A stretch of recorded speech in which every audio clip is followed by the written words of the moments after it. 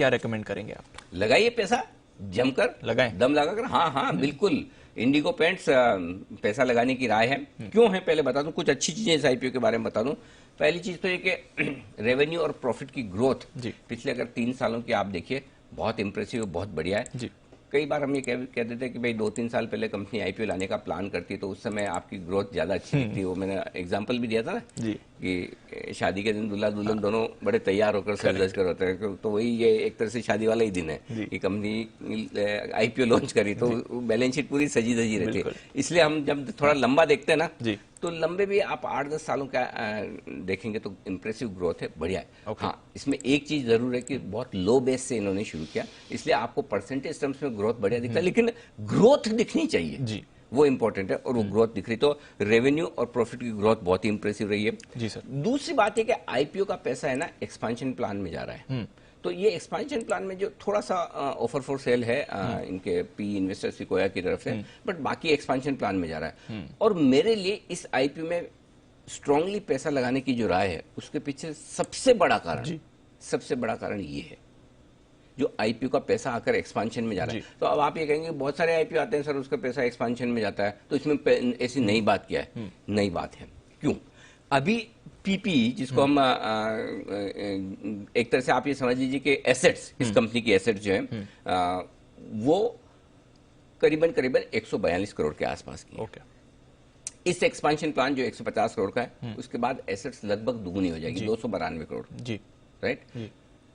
बढ़ी हुई एसेट्स पर अगर आप रेवेन्यू गिने, अभी की रेवेन्यू पर जो लगभग 5 गुना के आसपास आ रहा है, 5-5.5 गुना का रेवेन्यू आपका इस पर आया, तो आपका सीधा रेवेन्यू डबल हो रहा है जी। और इसीलिए तीसरा पॉइंट जो मैंने लिखा कि विस्तार के बाद इसके वैल्यूएशंस बहुत आकर्षक हो जाएंगे। अभी आप पिछले 3 क्वार्टर के वैल्यूएशंस देखेंगे तो आपको लगेगा अरे भाई ये वैल्यूएशन के मामले में क्या एशियन पेंट्स जितना दे देंगे, क्या बर्जर जितना देंगे, कंसाई नेरोलैक जितना देंगे, लेकिन आपको उस हिसाब से नहीं देखना है।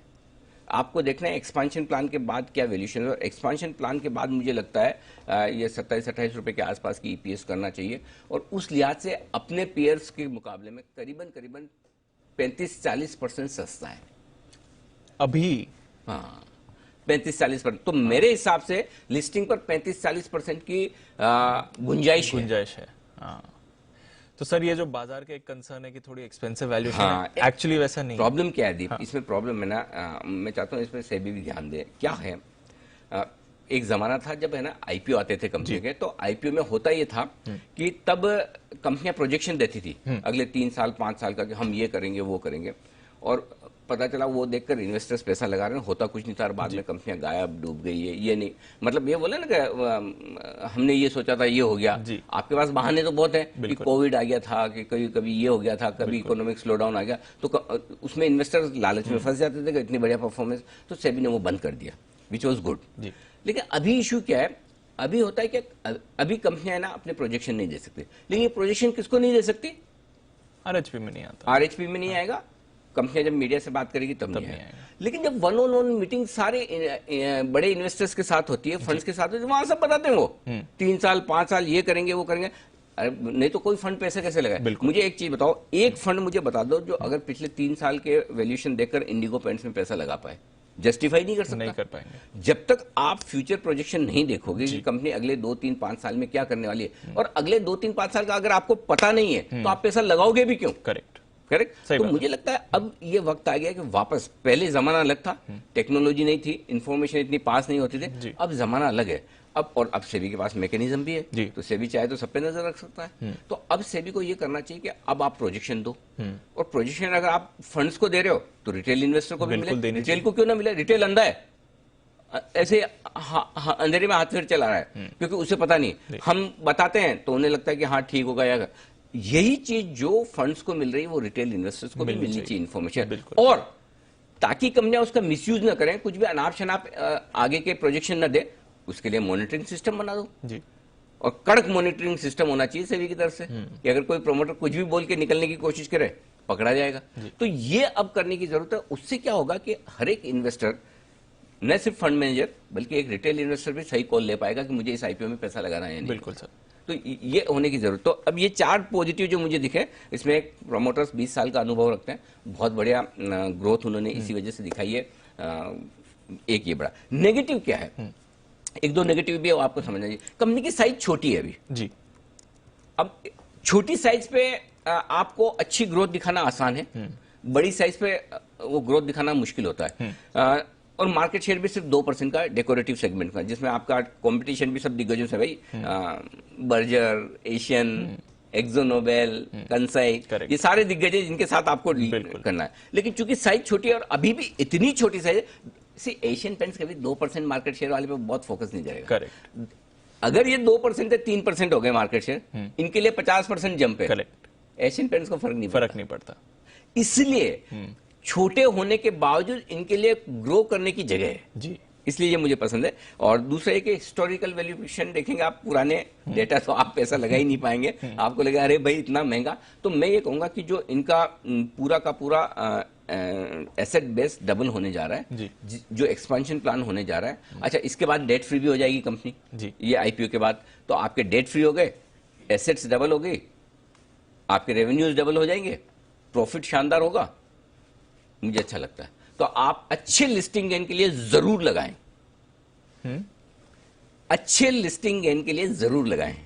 और लॉन्ग टर्म लिस्टिंग के बाद देख लेंगे, मतलब इसका मतलब मैं ये नहीं कह रहा कि पहले दिन बेच के निकल जाना है। अगर बहुत अच्छे गेन्स मिलेंगे और तब वैल्यूएशन अगर कंपेरेबल हो गए एशियन पेंट्स के साथ, तो हम सेल कॉल भी दे देंगे कि चलिए आप प्रॉफिट बुक कर लिए। लेकिन फिलहाल आप पहले दिन पैसा कमाने के लिए आज से भी लगाइए।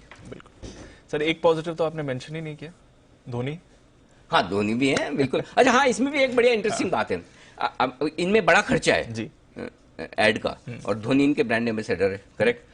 अब ये आईपीओ लाने के बाद उन्हें रखेंगे नहीं रखेंगे मुझे नहीं पता, हाँ। चलो मान लिए रखेंगे, लेकिन एक तो ये कि अभी जो सेल्स है, अभी जो प्रॉफिट है, उस पर धोनी को उतने ही पैसे दें। अच्छा, धोनी की कॉन्ट्रैक्ट तो मेरे ख्याल से सेल्स और प्रॉफिट पे नहीं होगी, उनकी तो फिक्स होगी। तो सेल्स आपके डबल हो जाए, पैसे उतने ही लगे ऐड के, हाँ, तो वो भी फायदा है, आपके खर्चे बच रहे हैं, करेक्ट। तो वो मार्जिन आपके सुधर रहे हैं, मार्जिन बेहतर हो सकते हैं। तो मार्जिन इंप्रूवमेंट का स्कोप है, रेवेन्यू और प्रॉफिट इंप्रूव होने का स्कोप है, मुझे बढ़िया लगती है। तो फ्यूचर प्रोस्पेक्ट्स पे देखें तो बढ़िया कंपनी है, बिल्कुल। तो अच्छी लिस्टिंग गेन्स के लिए पैसे लगाएं, ये है अनिल सिंघवी की राय। और सर IRFC आईपीओ, हाँ, इसलिए हाँ देखिए है ना, जो मुझे फॉलो करते हैं मेरे शब्दों को भी फॉलो करिए आप। मैंने IRFC में साफ लिखा है लंबी अवधि के लिए जरूर लगाएं, लंबी अवधि के लिए जरूर लगाएं। और यहाँ मैं कह रहा हूँ लिस्टिंग गेन के लिए जरूर लगाएं। जो समझ जाए वो समझ जाएंगे, और बाकी जिनको है ना नुस्ख निकालने कुछ न कुछ ये वो, तो वो निकालते रहें।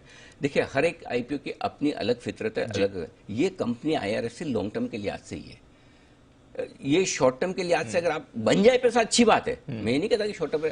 अब लिस्टिंग अगर ₹1 ऊपर या ₹1 नीचे हो तो मुझे फर्क नहीं पड़ता, इतनी रिस्क तो मैं मार्केट में हमेशा लेके चलता हूँ। लेकिन मुझे इस आईपीओ को लॉन्ग टर्म के लिहाज से देखना है, क्योंकि उसका बिजनेस मॉडल ही वैसा है जी। अगर कंपनी रेलवे के लिए 25 साल 20 साल 15 साल 10 साल के लिए पैसा उठा रही है, मैं कई बार कहता हूँ ना, आप इंश्योरेंस कंपनियां हैं, इंश्योरेंस कंपनी में अगर आपको पैसा लगाना तो 10 15 20 साल के लिए लगा, अरे उनका बिजनेस मॉडल ही वही है, वो पॉलिसी 15 20 साल की बेचती है, तो उनका जो आपको प्रॉफिट आएगा वो उस हिसाब से आएगा। आप कंपनी के बिजनेस मॉडल के हिसाब से पैसा लगाएंगे, IRFC में लॉन्ग टर्म के लिए आज से लगाइए, इंडिगो में आपका शॉर्ट टर्म में भी बन जाएगा जी, वही बात है, दोनों में ये फर्क है। बिल्कुल, तो ये है